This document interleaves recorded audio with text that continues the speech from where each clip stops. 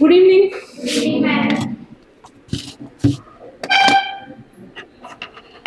आप कहीं जॉब करते हैं?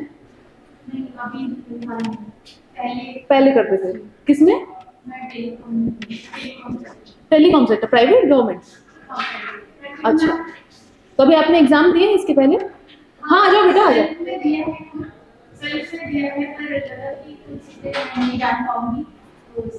सिस्टमैटिक ऑर्गेनाइज वे में करने के लिए ये चीज ये अच्छी चीज है। मतलब गट लगता है, हिम्मत लगती है, सोचने में पेशेंस भी लगता है, पर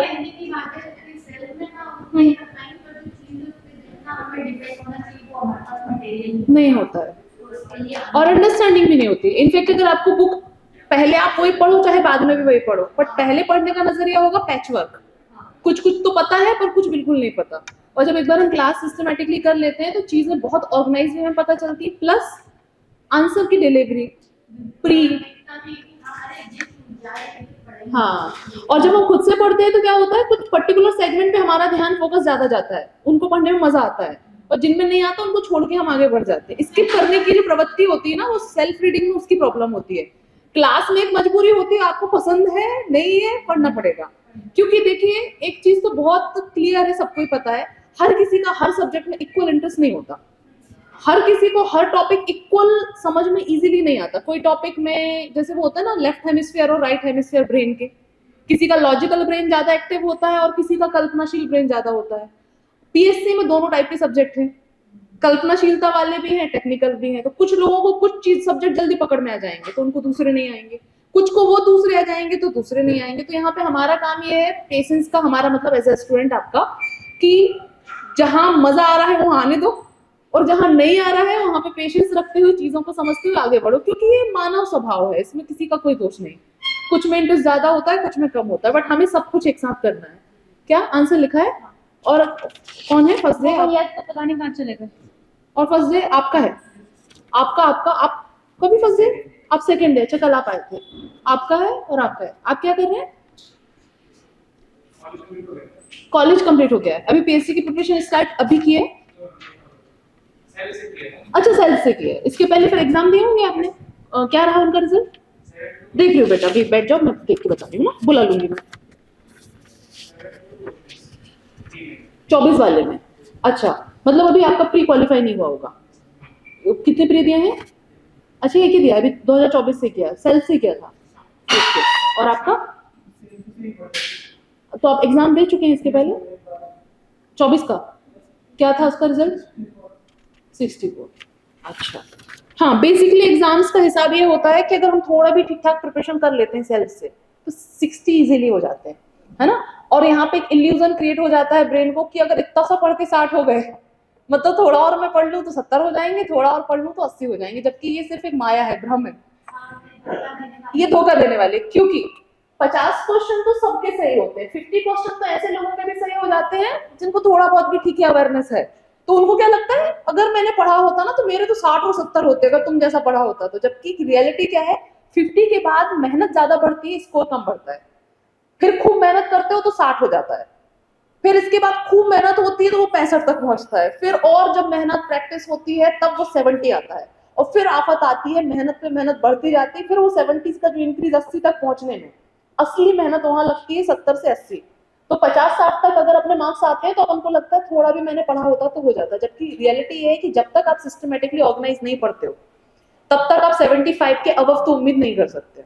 और उसके लिए बहुत जरूरी है कि पहले अपना मेंस बहुत अच्छा प्रिपेयर हो, क्योंकि आपको भी पता है ब्रेन की कैपेसिटी है एक लिमिटेड, उसमें अगर फैक्ट ठूस दिए जाए तो क्या होगा, वो ठूसने वाली हालत ही होगी कि बस कब जब तक ठूसे हैं तब तक हैं, अचानक से वो फ्लैश मेमोरी की तरह भूल जाते हैं। बट अगर कॉन्सेप्ट क्लियर है फिर उसमें फैक्ट एड ऑन होता जाता है, होता जाता है, होता जाता है, होता जाता है, और फिर उसके बाद वो चीज कभी नहीं भूलती है।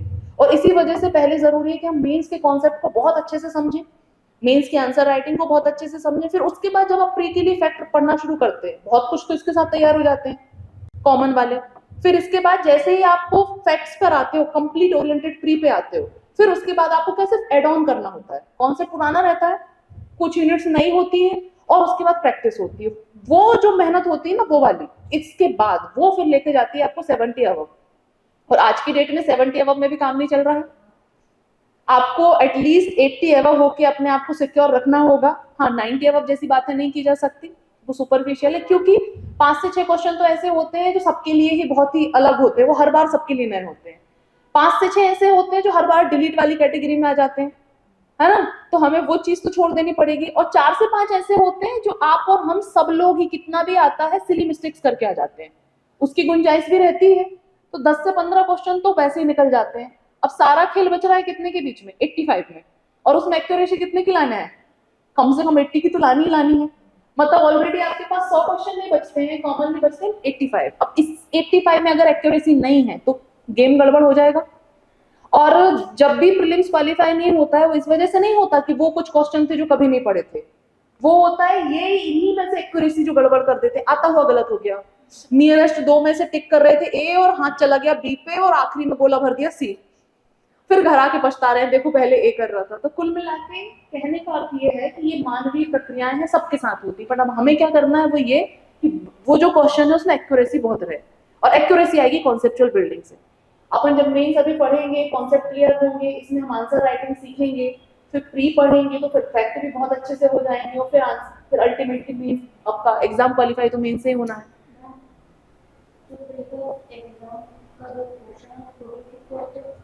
क्वेश्चन 100 2 नंबर का एक क्वेश्चन होता है। और जब कट ऑफ की अपन बात करते हैं 70-80 तो जनरली अपन क्वेश्चन की बात करते हैं, मार्क्स की बात नहीं करते हैं। 200 नंबर का पेपर होता है। हाँ 200 नंबर का होता है। तो अगर जितना भी मैं बोल रही हूँ, मान लो मैं 60 कह रही हूँ, 70 मान रही हूँ, तो उसका मार्क्स को डबल कर लो। जैसे मैंने कहा कट ऑफ 80 गई, इसका मतलब वो तो क्या है समझ जाते हैं अपन कि 80 क्वेश्चन गए, पर 80 नहीं, मतलब उसका क्या हो जाएगा 160 ऐसे होता है। और जो फर्स्ट सेकंड पेपर होता है वो सी सेट होता है, वो बस क्वालिफाइंग होता है, उसको सिर्फ पास करना होता है पीएससी के लिए। और जो फॉरेस्ट वाले दे रहे होते हैं उसमें चाहिए होते हैं 40% होता है शायद आई गेस, और उसको एग्जैक्ट देना पड़ेगा क्या मैंने, हाँ वो भी 200 का होता है। पर वो क्वालिफाई अगर अपन को पीएससी के लिए करना है तो वो बहुत इजीली हो जाता है, बहुत बेसिक क्वेश्चन होते हैं। बट जिनको फॉरेस्ट का एग्जाम देना होता है उसके लिए मार्क्स काउंट होते हैं सीसेट वाले से भी, ठीक है। तो अपन जल्दी से देख लेते हैं पीछे कल कहाँ से शुरू किया था, है ना, ताकि क्योंकि आज 2-3 लोग नए हैं उनका लिंक हो जाएगा, जब तक वो बच्चे बाहर से आ रहे हैं तब तक अपना वो भी हो जाएगा, है ना। कल अपन ने स्टार्ट किया था एकदम बिल्कुल जीरो से, स्टार्टिंग से, जो कि आपका सब्जेक्ट पॉलिटी। और पॉलिटी आपके सिलेबस में मेंस में कहाँ पर है, तो ये है आपका सेकंड पेपर, पेपर 2। और आपको मालूम है सारे पेपर पार्ट्स में है, तो पेपर 2 का है ये पार्ट ए। थोड़ा सा क्विक रिवीजन दे रही हूँ पीछे का, ठीक है, आप लोग ध्यान दीजिएगा, बाकी आप लोग तो पढ़ ही चुके हैं तो आपका रिवीजन हो जाएगा, है ना। कहाँ से शुरू किया था अपन ने, बिल्कुल जीरो से शुरू किया था, पॉलिटी से ही, कि पॉलिटी मतलब क्या, राज व्यवस्था, किसी भी देश के शासन की व्यवस्था। और यहाँ पर अपन ने 2-3 शब्दों में अंतर देखा था कि पॉलिटी, पॉलिटिक्स, पॉलिटिकल साइंस, है ना, ये बस बेसिक अंडरस्टैंडिंग के लिए। पॉलिटी मतलब राज व्यवस्था, मतलब किसी भी देश का शासन चलाने की व्यवस्था, शासन चलाने का तरीका। पॉलिटिक्स मतलब क्या, उसका व्यवहारिक रूप, या उसको हम परिभाषा में कहें तो सत्ता प्राप्ति का तरीका, तो वो हो गई पॉलिटिक्स। और पॉलिटिकल साइंस मतलब क्या, ये जो पॉलिटिक्स है और ये जो राज व्यवस्था पॉलिटी है, इन सब के जो कॉन्सेप्ट्स हैं, जो डेवलप करे जाते हैं, जो अध्ययन होता है, वैज्ञानिक अध्ययन, वो कहलाता है पॉलिटिकल साइंस। तो पहली क्लैरिटी हमारे ब्रेन में ये होनी चाहिए कि जो हम एमपीपीएससी में पढ़ने वाले हैं, ना तो वो पॉलिटिक्स है ना तो वो पॉलिटिकल साइंस है, वो क्या है, पॉलिटी है। पॉलिटी जिसे कहते हैं राज व्यवस्था, ठीक है। दूसरी चीज अपन ने कल डिस्कस की थी कि राज व्यवस्था मतलब शासन संचालन की व्यवस्था, तो फिर बात ये आती है कि फिर भारतीय राज व्यवस्था कैसी है। तो जो भारतीय राज व्यवस्था है, इसमें जो शासन है, शासन का संचालन करने के लिए उसको 3 कैटेगरी में बांटा जाता है, उन्हीं को कह दिया जाता है शासन के 3 अंग, है ना। कल अपन ये देख चुके थे, शासन के 3 अंग, विधायिका, कार्यपालिका और न्यायपालिका। विधायिका नाम से ही पता है, विधान बनाना मतलब कानून बनाना, जैसे कि लोकसभा, राज्यसभा, स्टेट में देखें तो विधानसभा, विधान परिषद, तो वो हो गई विधायिका। कार्यपालिका मतलब उस विधान को एग्जीक्यूट करने वाली संस्था, कार्यपालिका, नाम से पता चलता है कार्यपालिका जो कार्य करे, एग्जीक्यूट करे, है ना। तो ये जो कार्यपालिका होती है, इसकी 2 कैटेगरी होती है। एक कैटेगरी होती है आपके ऑफिसर्स वाली, है ना, सिविल सर्विसेज से जो जाते हैं ऑफिसर्स होते हैं, ये कार्यपालिका का भाग होते हैं, तो ये होते हैं स्थायी कार्यपालिका, एक बार एग्जाम से सिलेक्ट हुए, स्थायी है। दूसरा हिस्सा होता है इसका आपकी मंत्री परिषद, वो होती है अस्थायी कार्यपालिका। क्योंकि अस्थायी, क्योंकि उनके चुनाव होते हैं हर 5 साल में, तो एग्जीक्यूट करने का जो जिम्मा है वो 2 लोगों पर है, मतलब 2 निकायों पर है। एक स्थायी, पूरा आपका सिविल सर्विसेज अधिकारी, प्रशासनिक क्षेत्र जिसको कहते हैं, और दूसरा अस्थायी जो आपके प्रधानमंत्री की मंत्री परिषद और मुख्यमंत्री की मंत्री परिषद। इन दोनों में जो बैलेंस बनाया गया है, उसके अलावा जो तीसरी कैटेगरी है वो है आपकी न्यायपालिका। न्यायपालिका नाम से पता है, आपकी न्याय देने वाली संस्था, supreme court, high court, district में देखें तो अपन ने कल देखा था डिस्ट्रिक्ट कोर्ट्स और सेशन कोर्ट। जब उनके रेवेन्यू के मुद्दे देखते हैं तब उसको डिस्ट्रिक्ट कोर्ट कह देते हैं, और जब वो क्रिमिनल मुद्दे देखते हैं तब उसको सेशन कोर्ट कह देते हैं या सत्र न्यायालय कह देते हैं। तो ये कहानी अपन कल देख चुके थे। एक और चीज कल मैंने आपको एक और कॉन्सेप्ट बताया था, अगर आपको याद हो तो, कि ये जो विधायिका कार्यपालिका है,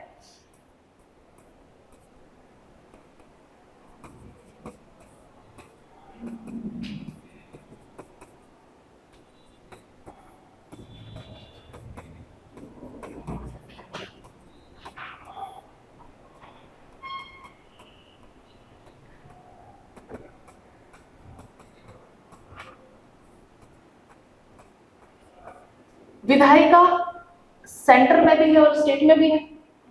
कार्यपालिका जो है स्थायी है और अस्थायी है। तो इन सबके बीच में पावर का डिस्ट्रीब्यूशन किया गया है ना। किन मुद्दों पर केंद्र सरकार विधान बनाएगी और उनका पालन करने वाली कार्यपालिका कौन सी होगी, किन मुद्दों पर राज्य सरकार बनाएगी, उनका पालन करने वाली कार्यपालिका कौन सी होगी, कौन लोग उसको एग्जीक्यूट करेंगे। तो ये जो कॉन्सेप्ट है इसको कहते हैं शक्ति का पृथक्करण, है ना, या शक्ति का बंटवारा, विषयों का बंटवारा, पावर। पर वहीं जो न्यायपालिका है इसमें ऐसा कोई बंटवारा नहीं किया गया है। न्यायपालिका के लिए जो व्यवस्था शब्द यूज किया जाता है, हमने जो व्यवस्था अपनाई है वो है एकीकृत व्यवस्था, मतलब इंटीग्रेटेड सिस्टम। ऊपर सर्वोच्च न्यायालय है, सर्वोच्च न्यायालय के कानून पूरे देश में माने जाएंगे, विधायिका की तरह नहीं कि कुछ कानून सिर्फ सेंटर में लगेंगे, स्टेट पे स्टेट के कानून लगेंगे, नहीं। सुप्रीम कोर्ट ने अगर कोई जजमेंट दिया है तो वो देश के हर हिस्से पे लागू होगा, उसको सारे राज्यों के हाई कोर्ट फॉलो करेंगे। हाई कोर्ट ने जो जजमेंट दे दिया उसके नीचे के सब फॉलो करेंगे।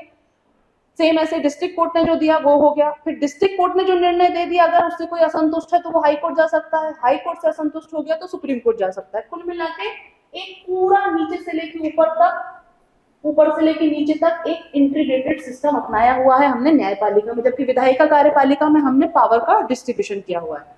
ठीक है, उसको कहते हैं शक्ति का पृथक्करण, इसको कहते हैं एकीकृत व्यवस्था। और तीसरी चीज ये कि जो न्यायपालिका है भारत की वो कैसी है, स्वतंत्र है। स्वतंत्र कहने का मतलब इन 2 हिस्सों से स्वतंत्र है। कार्यपालिका और विधायिका कोऑर्डिनेशन में काम करते हैं, पर न्यायपालिका एक स्वतंत्र व्यवस्था है, क्योंकि न्याय की व्यवस्था को मिक्स नहीं किया जा सकता, मर्ज नहीं किया जा सकता। तो अभी तक अपन ने ये चीजें पढ़ी थी, बिल्कुल अभी कॉमन चल रहा है, डिटेलिंग में आएंगे। अभी फिलहाल कल से स्टार्टिंग हुई थी तो एक इंट्रोडक्टरी क्लास की तरह पॉलिटी समझा अपन ने क्या है, फिर पॉलिटी में देखा देश का शासन चलाने का तरीका है, फिर हमने देखा भारत की पॉलिटी कैसी है, मतलब भारत का शासन कैसे चलता है। तो हमने देखा कि भारत के शासन को चलाने के 3 अंग हैं, विधायिका, कार्यपालिका, न्यायपालिका। विधायिका केंद्र और राज्य की, कार्यपालिका स्थायी और अस्थायी, और न्यायपालिका एकीकृत व्यवस्था है जो कि सर्वोच्च न्यायालय, उसके नीचे उच्च न्यायालय, फिर उसके नीचे जिला न्यायालय, और उसी में हो जाते हैं सत्र न्यायालय। उनको कहते हैं अधीनस्थ न्यायालय कह देते हैं, उनके अधीनस्थ होने के कारण। ठीक, याद है यहां तक की कहानी। अब बात ये आती है, ये जो शासन के तीनों अंग हैं, तो फिर इस जो शासन का संचालन करना होगा तो क्या मतलब होगा, इन तीनों अंगों के बारे में विस्तृत प्रावधान होने चाहिए। कार्यपालिका क्या करेगी, विधायिका क्या करेगी, न्यायपालिका क्या करेगी, कौन से विषय कहां तक, कौन दूसरा ओवरलैप करेगा, कौन से मुद्दे ओवरलैप नहीं किए जा सकते। तो कुल मिला के जो अभी तो हमने सिर्फ ओवरव्यू देखा शासन व्यवस्था। अब बात आती है इस जो शासन व्यवस्था का संचालन है, इसको करने के लिए जो डिटेल्ड प्रावधान है वो प्रोवाइड कराता है भारत का संविधान। और फिर कल अपन ने यहीं पे एक चीज डिस्कस की थी इसके बारे में, एक कॉमन जानकारी कि भाई संविधान मतलब क्या। एक तो हम नॉर्मली संविधान बचपन से सुनते सुनते इतने हैबिचुअल हो चुके हैं, तो लगता है कौन सा संविधान, वही संविधान और क्या, बुक है जो एक, उसका अर्थ एक होता है ना, महसूस किया जाए उसका अर्थ क्या है। संविधान का नाम से ही पता चल रहा है, सम और विधान, कई सारे विधानों का ग्रुप, समुच्चय, वो है आपका संविधान, है ना। तो कुल मिला के संविधान वो कानून है, वो विधि है जो किसी भी देश के शासन संचालन के लिए व्यवस्था का निर्माण करती है। ठीक है, तो जो संविधान की बात अगर हम करें तो दुनिया भर में जो संविधान दो प्रकार के होते हैं, एक होते हैं लिखित संविधान और अलिखित संविधान। अभी जो चल रहा है अभी टॉपिक अपना ये मैं पूरा अभी कल का ही रिवाइज करवा रही हूँ ना, अभी आज वाले पे फिर आएंगे। तो कल अपन ने यहाँ तक देख लिया था लिखित होते हैं और अलिखित होते हैं। लिखित संविधान भारत में है और यूएसए में है, और अलिखित संविधान ब्रिटेन में है, यूनाइटेड किंगडम का अलिखित संविधान है। ठीक है, लिखित का क्या मतलब है, अलिखित का क्या मतलब है, कल अपन ने डिटेल में देखा था, याद दिला देती हूँ एक बार फिर से। लिखित मतलब नाम से तो पता चल रहा है लिखा हुआ है, और अलिखित मतलब नाम से पता चल रहा है नहीं लिखा हुआ, तो क्या कहीं नहीं लिखा हुआ। तो लिखित का मतलब होता है डॉक्यूमेंटेड, जिसको किया गया सिस्टमेटिकली एक किताब के रूप में, तब वो कहलाता है लिखित। और अलिखित वो तब कहलाता है जब इसको सिस्टमेटिकली एक किताब के रूप में डॉक्यूमेंट नहीं किया गया, बस उस देश के जो अलग अलग कानून आते रहते हैं, सुप्रीम कोर्ट के जजमेंट आते रहते हैं, कार्यपालिका नियम बनाती, उससे देश का संचालन होता है, तब वो कहलाता है अलिखित। ठीक, इसके बाद फिर अपन इधर के बाद आए थे कल कहां पर, ये तो होगा संविधान का जनरल, हमें मतलब है किससे, भारत के संविधान से। ऐसा भी कह सकते हैं इसका संकलन किया गया। हाँ बिल्कुल, वो तो फिर शब्द अपन कितने भी कोई भी यूज कर लो, एक वही जो मैंने शब्द डॉक्यूमेंटेड बोला उसी को आपने संकलन कह दिया। बेसिकली जिसको एक साथ बैठ के संकलन नहीं किया गया है वही है उसका अलिखित। इसके बाद बात आती है अपनी किस पे, भारत के संविधान पे। तो कल अपन ने कहां तक देखा था, कल बस अपन ने सिर्फ इतना सा जिक्र किया था और वहां पे छोड़ दिया था कि जो भारत का संविधान है वो किसने बनाया है। तो वो बनाने वाली संस्था उसको कहा जाता है संविधान सभा, और यहाँ पे मैंने छोड़ दिया था। बस 2-3 फैक्ट अपन ने कल डिस्कस किए थे कि भाई संविधान सभा ने संविधान बनाया। तो अपन ने देखा था कि संविधान कब बनकर तैयार हुआ, 1949 में। डेट थी 26 नवंबर।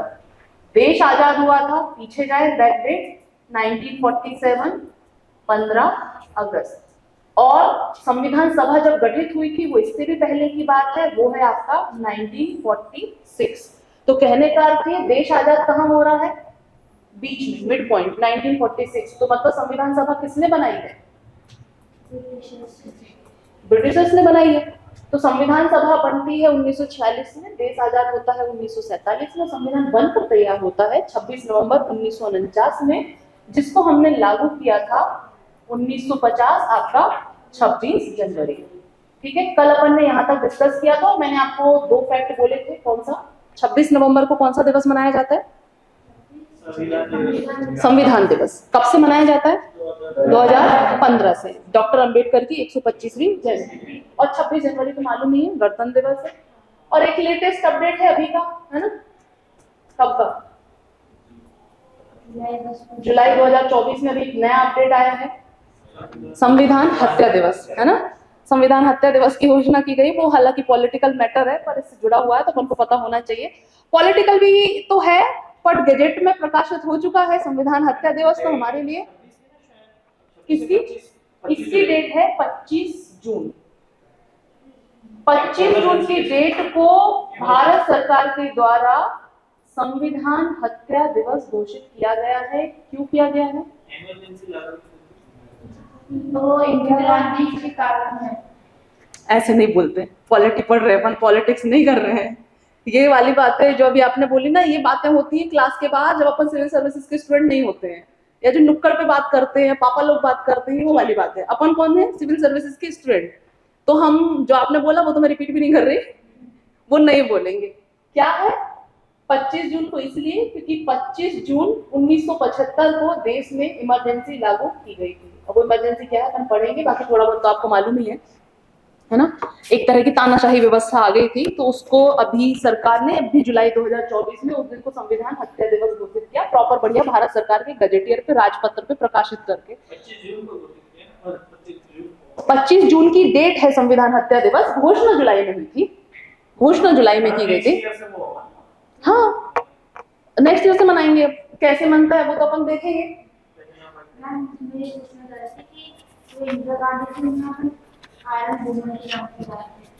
फिर से राजनीति के प्रश्न पे आ गई ये लड़की। ये 3 दिन से राजनीति लेकर आ रही है और मैं इससे कह रही हूँ कि हम सिविल सर्विसेज में राज व्यवस्था पढ़ेंगे, राजनीति की बातें क्लास के बाहर करेंगे। हाँ, ऐसा कर लेंगे। किसी दिन क्लास के बाहर तुम्हारे जितने भी राजनीति की क्वेरीज है बिल्कुल लिखते चलो, मैं मना नहीं कर रही, मैं दूंगी सबका उत्तर। पर क्लास में अगर हम राजनीति की बातें करेंगे तो बेटा मुद्दे से भटक जाएंगे। मैं तुम्हारी क्यूरियोसिटी समझ रही हूँ, नोट डाउन करते चलो। मेरे से मिलना, मैं सब संतुष्ट करके तुमको उत्तर दूंगी। कल का वो गणेश चतुर्थी वाला जवाब भी दूंगी, न्यायपालिका वाला, आज वाला भी दूंगी, पीछे के भी दूंगी।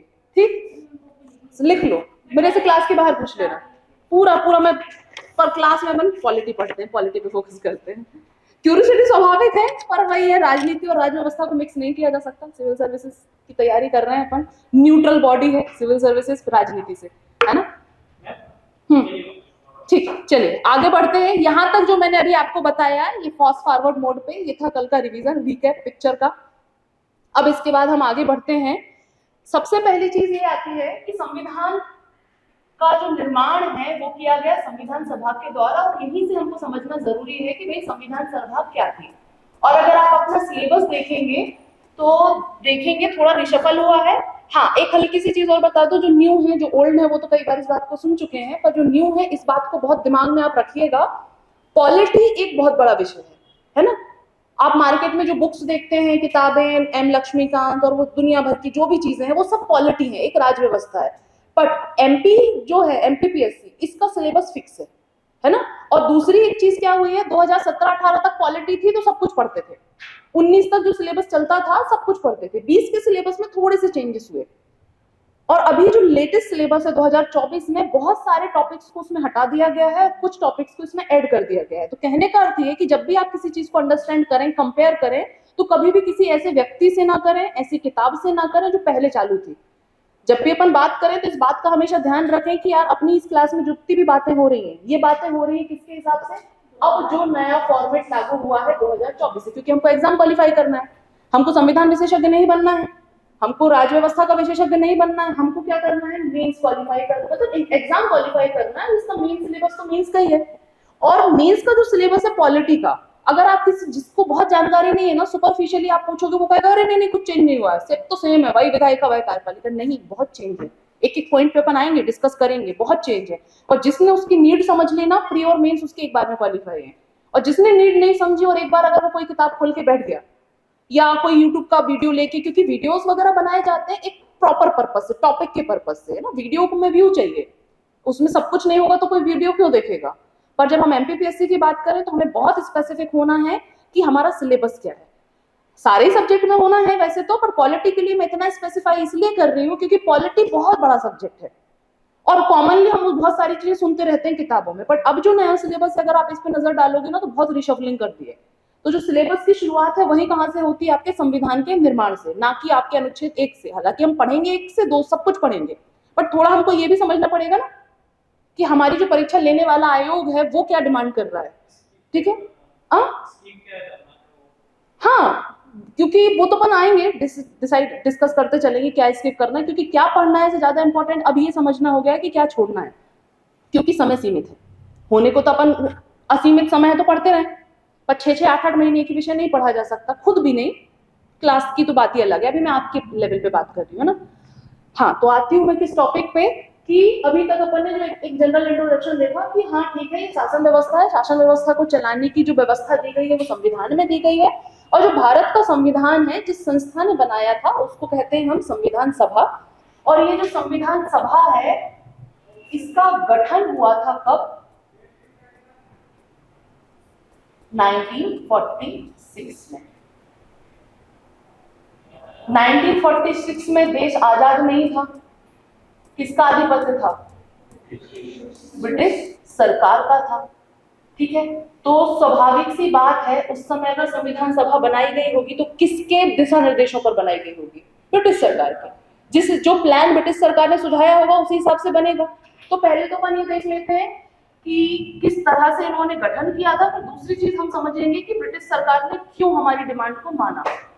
क्योंकि पहले थोड़ा सा अगर हमको हिस्टोरिकल बैकग्राउंड पता होगा तभी आगे चल के हमको संविधान पढ़ने में समझ भी आएगा और मजा भी आएगा। थोड़ा पीछे का तो पता हो, है ना। तो सबसे पहली चीज तो ये आती है, जब संविधान सभा का गठन हुआ 1946 में, तब देश आजाद नहीं था। तो फिर देश कैसा था वो देखना जरूरी है। तो देश ऐसा था कि कुछ क्षेत्र में तो राजे रजवाड़े थे, उनको कहा जाता है देसी रियासतें। मैंने देसी भी देसी स्टाइल में लिख दिया है ना, वो देशी होना चाहिए, मैंने देशी को लिख भी बिल्कुल देसी स्टाइल में दिया।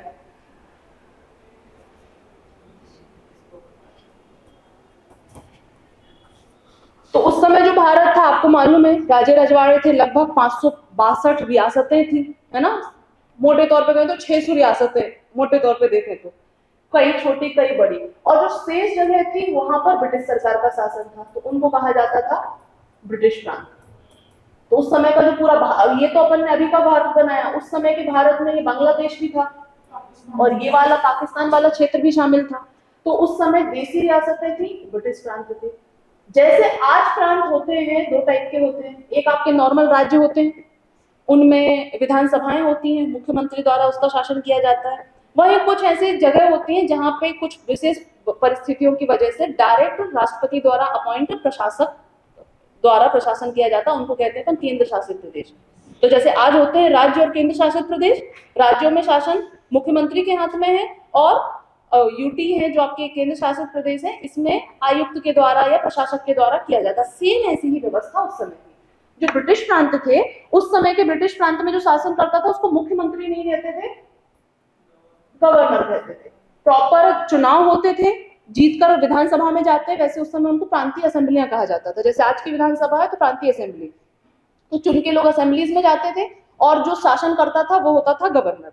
तो उन सारे राज्यों को कहा जाता था कौन से प्रांत, गवर्नर प्रांत या असेंबली वाले प्रांत। वहीं जैसे आज के केंद्र शासित प्रदेश होते हैं, दिल्ली, पांडिचेरी, है ना, दमन और दीव, है ना, तो ऐसे जो जिनको उनका उस तरह के जो प्रांत हुआ करते थे उस टाइम पे, वहां पे जो शासन संचालन करता था वो पद होता था आयुक्त, तो उनको कह देते थे क्या, आयुक्त प्रांत। अभी बस ये अंडरस्टैंडिंग रखो ताकि मैं गठन पे आऊंगी तो आपको ये चीजें समझ में आएंगी। तो अपन बात क्या कर रहे हैं, भारत का संविधान के निर्माण की, और संविधान का निर्माण जिस संस्था के द्वारा हो रहा है वो संस्था है संविधान सभा, बिल्कुल वैसे जैसे आज की पार्लियामेंट, एक संस्था। अब ये संस्था बनाई किसने है, तो हमने देखा ब्रिटिश सरकार ने बनाई है, क्योंकि 1946 में हम आजाद नहीं थे। कैसे बनाई, तो उसके लिए पहले देखा हमने कि भारत कैसा था। तो उस समय देसी रियासतें थी और ब्रिटिश प्रांत थे। ब्रिटिश प्रांत दो तरह के थे, एक गवर्नर प्रांत थे और एक आयुक्त प्रांत थे। अब तय ये हुआ कि ये जो पूरा भारत है, संविधान सभा में संविधान बनाना है भारतीयों के द्वारा, तो एक काम करते हैं, 10 लाख की आबादी पर एक व्यक्ति चुन लेते हैं। तो प्रति 10 लाख जनसंख्या पर एक व्यक्ति चुनना तय हुआ, मतलब एक सीट।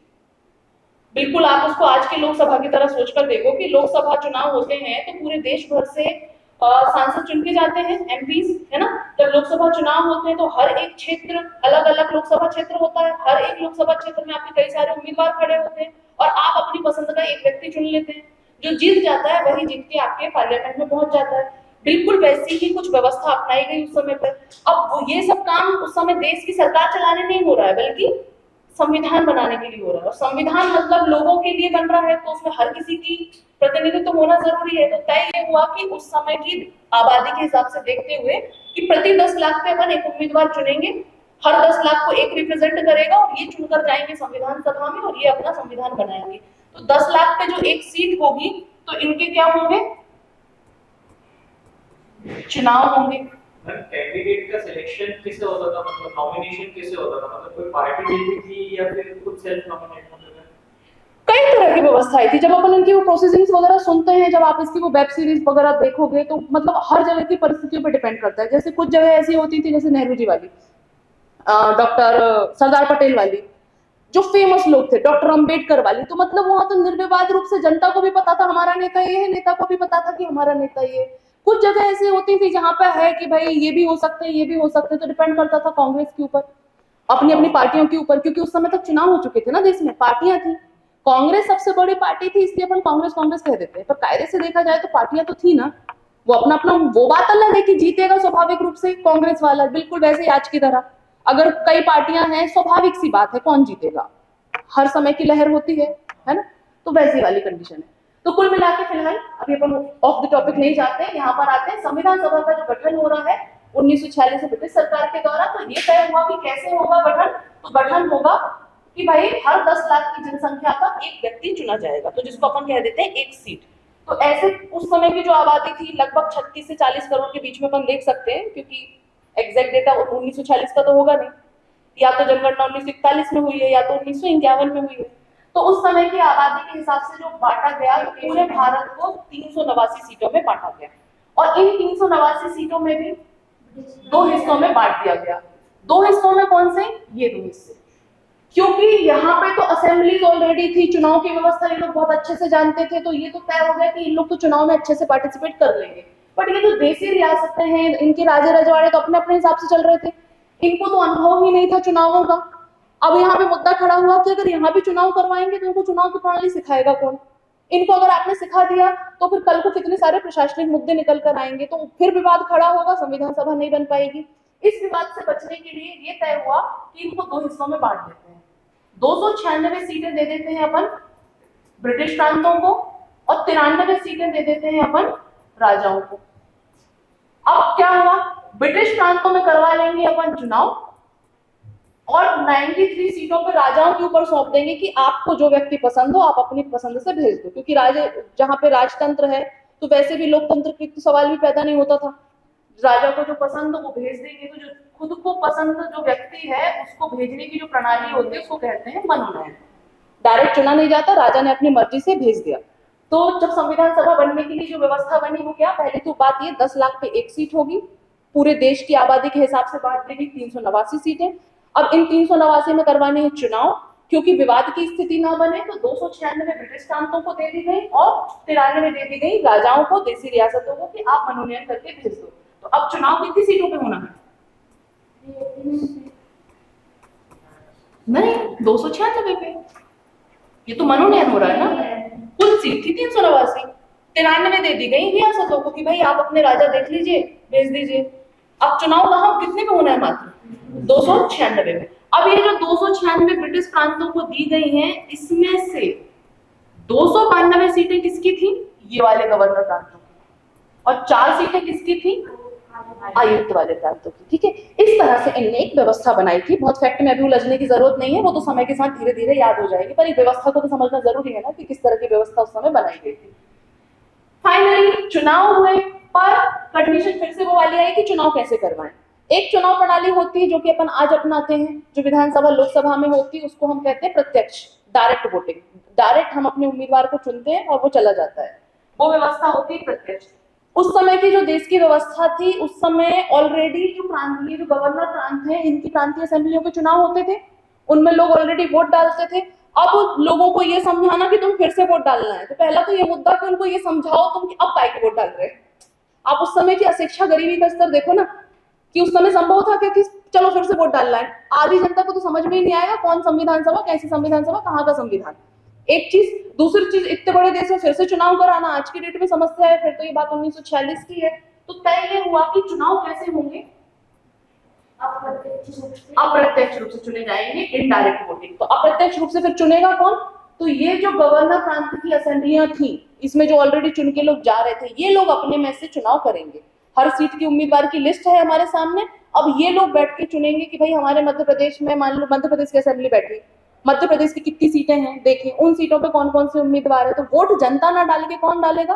ऑलरेडी जो असेंबलियों में चुनकर गए हैं, ताकि इतनी सारे विवाद की परिस्थितियों से बचा जा सके। तो चुनाव कैसे हुए? अप्रत्यक्ष। अब क्योंकि सबको मताधिकार नहीं था, जैसे आज की डेट में 18 साल के ऊपर हर कोई व्यक्ति वोट डाल सकता है, तो इस व्यवस्था को कहते हैं वयस्क मताधिकार।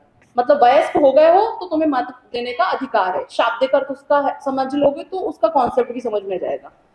पर उस समय ऐसा था क्या कि हर कोई वोट दे रहा है? नहीं, जो असेंबली में चुन के गया बस वोट दे रहा है। तो कुल मिला के इस शब्द को, जो शब्द है वो उसको कहा जाएगा क्या?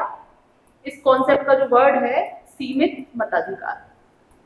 तो कुल मिला के जो भारत का संविधान बनने की तैयारी हो रही है, वो हो रही है ब्रिटिश सरकार के दौरान।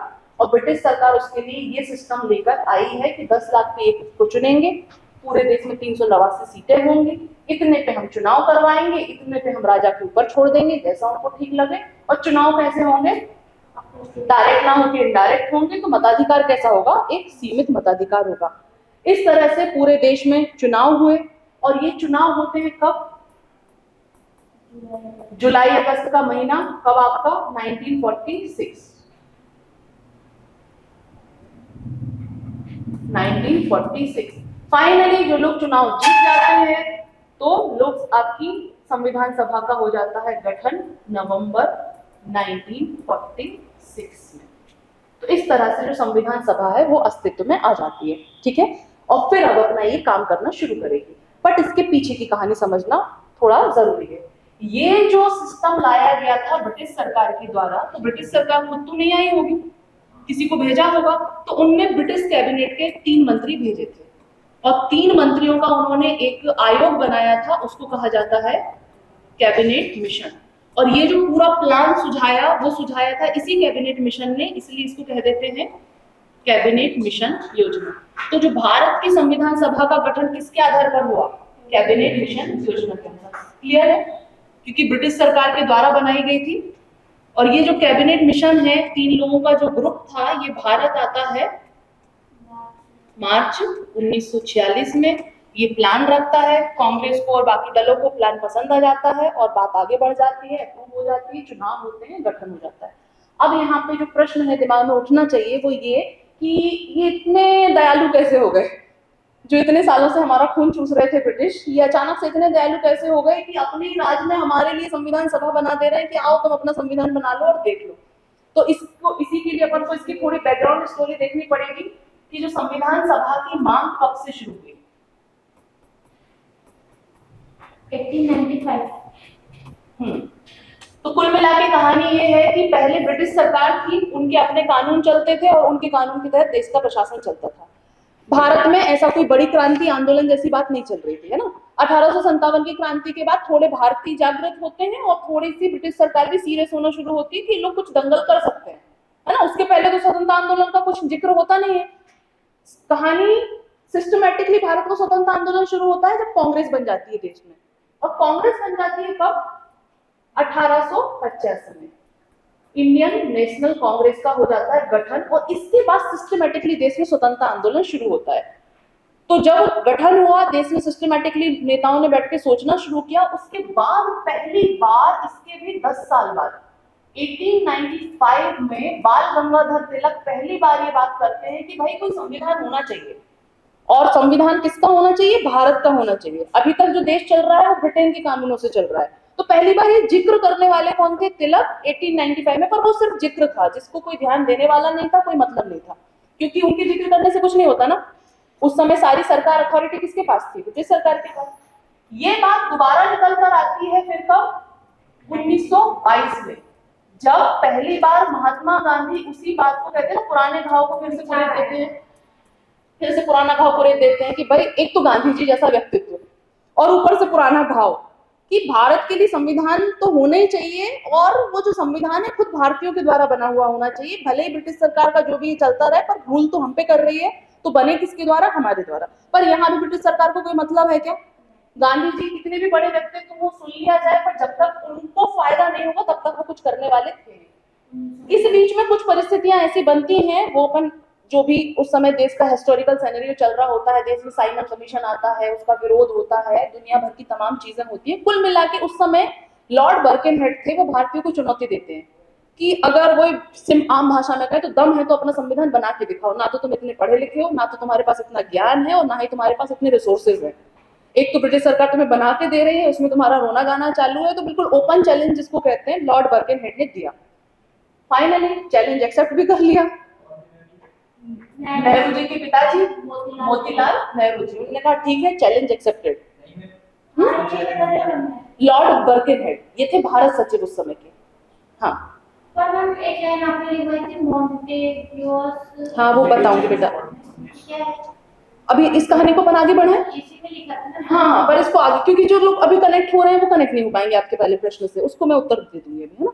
इस कहानी से सबको कनेक्ट हो जाने दो, फिर अपन वो सारी बीच की डिटेलिंग देख लेंगे मॉन्टेग्यू, क्योंकि पहले लिंक तो हो जाने दो, है ना।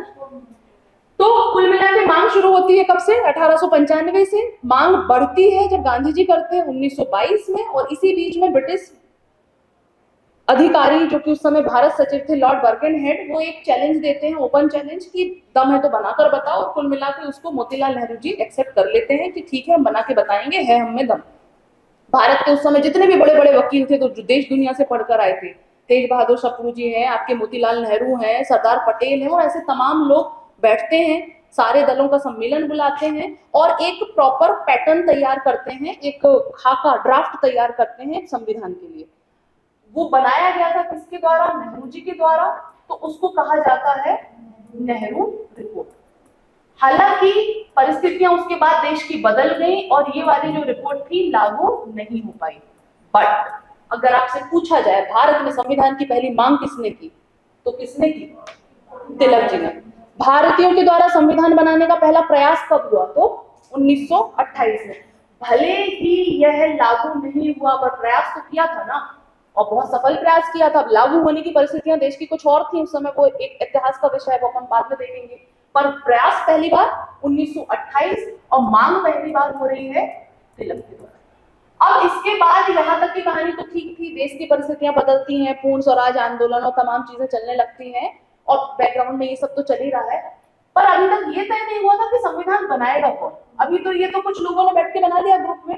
पहली बार 1934 में उस समय के वामपंथी नेता थे मानवेंद्र नाथ Roy, NN Roy.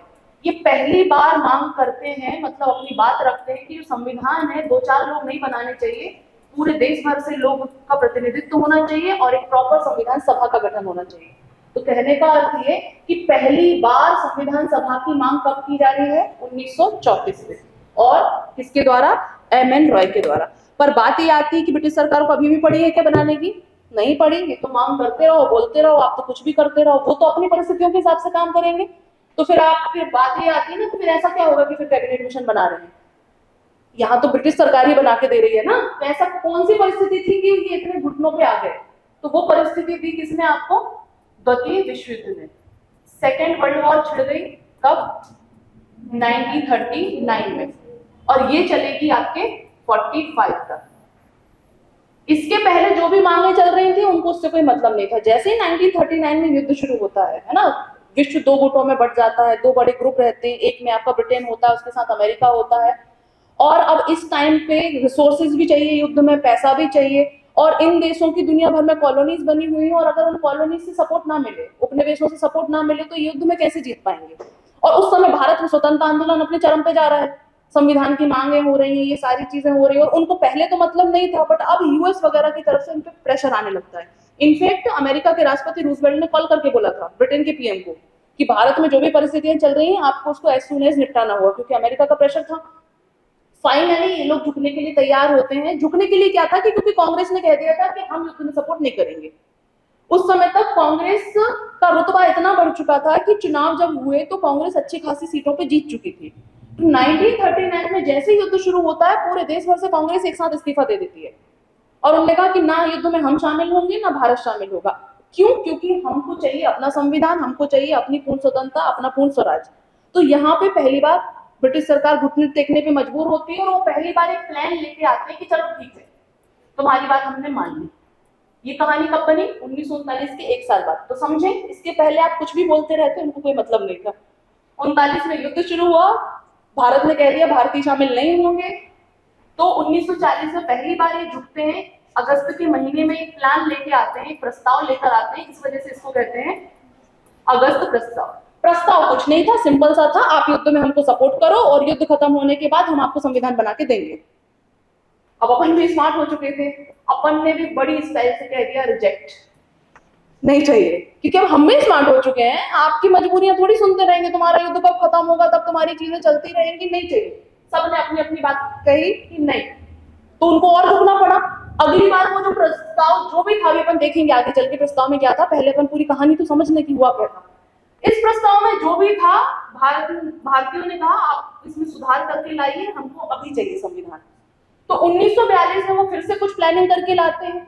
Sir Stafford Cripps थे उन ब्रिटिश सरकार के बड़े अधिकारी मंत्री, तो उनकी अध्यक्षता में एक ग्रुप बना दिया गया, और उस ग्रुप को कहा गया क्रिप्स मिशन। जिसके भी नाम से समिति बना, मतलब जो भी समिति का अध्यक्ष होता है उसी के नाम से उसके समिति का नाम पड़ जाता है, मिशन का नाम पड़ जाता है। तो ऐसे लाया गया क्रिप्स मिशन। क्रिप्स मिशन ने बहुत सारी चीजों में तो सुधार कर दिया, बट उसने एक बात पे वो फिर भी अड़ा रहा कि ये सब कब होगा? युद्ध खत्म होने के बाद।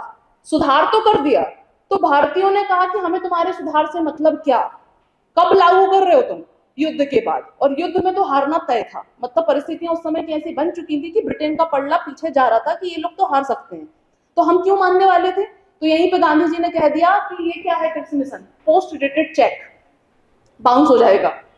नेहरू जी ने उसमें एक और बात जोड़ दी, ये तो एक ऐसा चेक है जिसका बैंक ही नष्ट हो जाएगा। तो कुल मिला के फिर से हमने इस वाले प्रस्ताव को कर दिया रिजेक्ट, क्योंकि अब हम हो चुके हैं स्मार्ट। अब छोड़िए, अब हमारी भी बार्गेनिंग पावर बढ़ रही है ना, कि ऐसे कैसे, हमको चाहिए अभी, मतलब अभी। तो फाइनली इस बीच में क्या हुआ, अब ये भी क्यों झुकने वाले थे, नहीं झुके। उस समय ब्रिटेन के प्रधानमंत्री थे विंस्टन चर्चिल, फेमस रूप से इनके ऊपर पिक्चर भी बनी हॉलीवुड की, थोड़े थे तानाशाही प्रवृत्ति के थे। फाइनली 1945 में हो जाता है युद्ध खत्म, ब्रिटेन वाला जो ग्रुप होता है उसकी हो जाती है हार, हार के बाद ब्रिटेन में होते हैं चुनाव और उनमें इनकी सरकार भी हार जाती है। अब जो नई सरकार आती है तो उसके पास एक तो स्वाभाविक रूप से प्रेशर था ही कि भाई काम करो, दूसरी जो सरकार आती है लेबर पार्टी की, वो थोड़ी सी भारत के प्रति उतनी विरोधी नहीं रही जितनी चर्चिल की सरकार थी। तो फाइनली हार तो चुके ही हैं, देश को डिमांड बढ़ ही रही है और ये सरकार की परिस्थितियां भी वैसी है फेवरेबल, तो 1946 में फाइनली इस बात के लिए मान जाते हैं। और ब्रिटिश उनकी जो कैबिनेट थे, उसके कैबिनेट के 3 मंत्रियों का एक ग्रुप बनाते हैं, जाइए भारत में संविधान की जो मांग है उनको देखिए, क्या किया जा सकता है उस पर अपनी रिपोर्ट दीजिए। तो उसी मिशन को कहा गया कैबिनेट मिशन। और फाइनली कैबिनेट मिशन भारत आता है, वो ये वाली योजना प्रस्तुत करता है जो अभी थोड़ी देर पहले अपन ने डिस्कस की थी, जिसपे भारतीय सहमत हो जाते हैं और हम मान जाते हैं। तो चुनाव होते हैं और फिर उसके बाद सिस्टमेटिकली संविधान सभा गठित हो जाती है। ठीक है, तो ये हमने स्टोरी लाइन डिस्कस की। अब इसके हमको बीच में डिटेल में कई सारी चीजें समझनी पड़ेंगी। जैसे अभी तो अपन ने सिर्फ एक कहानी देखी है, अभी तो हमको इसमें ये भी देखना पड़ेगा तिलक कौन सा प्रस्ताव लेकर लाए थे, उस विधेयक को क्या कहा जाता था, कॉन्स्टिट्यूशन ऑफ इंडिया बिल कहा जाता था या स्वराज विधेयक कहते थे उसको। फिर 1922 में महात्मा गांधी ने जो मांग करी, इसका बैकग्राउंड क्या था, अपन को वो भी समझना पड़ेगा। उसका बैकग्राउंड था 1919 में भारत में एक अधिनियम आया था, मॉन्टेग्यू चेम्सफोर्ड सुधार जिसको कहते हैं। तो मैं बस आपको हिंट दे रही हूँ, इसको अपन कल पढ़ेंगे। फिलहाल अभी मैंने आपको जो बताया वो थी पूरी एक स्टोरी लाइनिंग की, जो संविधान बन रहा है वो संविधान सभा के द्वारा कैसे और किन परिस्थितियों में बन रहा है। अब हम इसके बाद जो कल देखेंगे वो इसकी बीच की डिटेलिंग देखेंगे कि महात्मा गांधी ने 1922 में क्यों कहा था, 1919 में ऐसा क्या हुआ था, फिर 22 के बाद इस बीच में ऐसा क्या हुआ था, क्या था साइमन कमीशन, क्यों लॉर्ड बर्केनहेड चुनौती दे रहे थे, तो वो देखेंगे अपन। फिर इसके बाद अपन को ये देखना है इसमें, फिर तो एम एन रॉय ने तो संविधान सभा की मांग की, फिर हमको यहाँ पे देखना पड़ेगा अगस्त प्रस्ताव में क्या क्या बातें थी, फिर हम यहाँ पे देखेंगे क्रिप्स मिशन में शामिल व्यक्ति कौन थे और क्या बातें कही गई थी, क्या प्रावधान थे।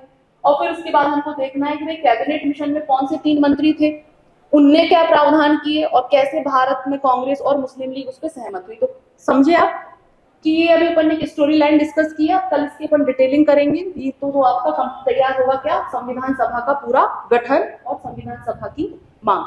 ठीक है, फिर जो बनके तैयार होगा संविधान, फिर अपन उसको सिस्टमेटिकली प्रस्तावना से शुरू करके एक एक आर्टिकल करके अपन पूरा सिलेबस को कनेक्ट करते हुए लेते हुए चलेंगे। अभी तो क्योंकि डिस्कशन समझना जरूरी था, इसलिए अपन क्वेश्चन या आंसर राइटिंग नहीं कर रहे हैं और मैं क्वेश्चन नहीं दे रही हूँ, क्योंकि पहले समझ तो लो, थोड़ा सा 1-2 दिन बेस तो बन जाए, पर फिर डेली सिस्टमेटिकली आंसर राइटिंग करेंगे, मतलब करेंगे। 2-4 दिन बस मैं इतनी छूट दे सकती हूँ घर से करने की, जो कि अभी आप लोगों की तो हो चुकी है, बट अब अपन, क्योंकि अब आप लोग भी रम चुके हो और आप रम जाओगे, फिर इसके बाद डेली क्लास में पहले आंसर राइटिंग होगी प्रीवियस डे की टॉपिक की, उसके बाद अपना नेक्स्ट टॉपिक स्टार्ट होगा। क्योंकि देखिए, ज्ञान किसी के पास कितना भी हो, अगर आपको लिखते नहीं आता मेंस का उत्तर, सब कुछ फेक है, सब कुछ बर्बाद है। बिल्कुल वैसे कितना भी ज्ञान है, प्री में अगर गलत टिक करके आ गए और मुझे तो आता था, कोई नहीं सुनता। अब वो आता था कब आएगा, जब आपकी प्रैक्टिस होगी। तो सेम ऐसे ही अपन समझेंगे, पढ़ेंगे, बिल्कुल क्लैरिटी से पढ़ेंगे, उसमें चिंता की बात नहीं, वो मेरे ऊपर है। बट आपका काम रहेगा यहाँ पे उस चीज को के साथ साथ रिदम मिला के, कि हम जब होमवर्क दें तो आप लिखें, करें। जितनी प्रैक्टिस होगी उतने अच्छे से आपका मेंस प्रिपेयर होगा। यही एक फॉर्मूला है मेंस का, है ना। तो अभी तो टाइम हो गया है, तो इसको तो लिख नहीं पाएंगे, थोड़ा सा लिखेगा। हाँ, शेयर तो फिर आप कर ही लेना डायरेक्ट, इससे शेयर तो हो ही जाएगा। और आप लोग तो खैर लिख भी चुके हो, तो पर जिनका फर्स्ट डे है उनके लिए लिखने के लिए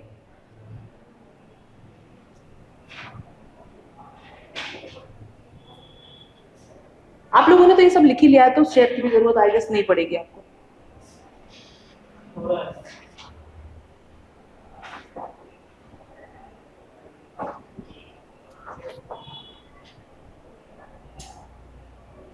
इसमें सारे पेजेस चले जाते होंगे ना एक कोड पे? वहाँ पे चारों पे अच्छा, सारे चले जाएंगे, ठीक है। अरे मैंने एक दो बीच में डिलीट कर दिए थे क्या? बीच में एक दो मैंने डिलीट किए हैं क्या? नहीं है ना? क्योंकि कई बार वो फ्लो में याद नहीं रहता, वो सीधा हाथ रख जाता है और वो इरेजर पूरा डिलीट कर देती है। हो गया?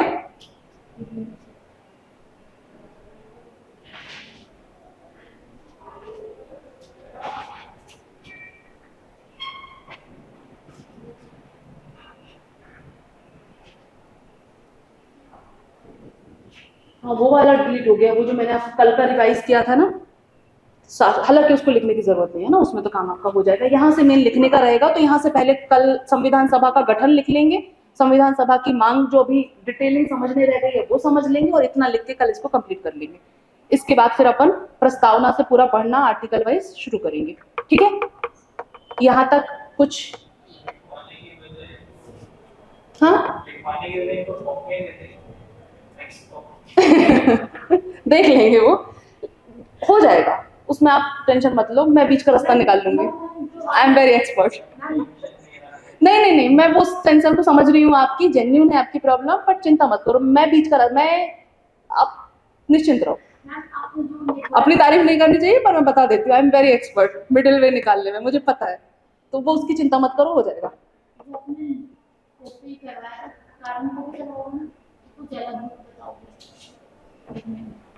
बात करेंगे ये वाली, मतलब जो आपने हमको लिखवाया है, वही होगा बेटा, वही करवाएंगे, वही चीजें चल रही है। वही चीज की तरह। हाँ, उसमें चिंता नहीं करो।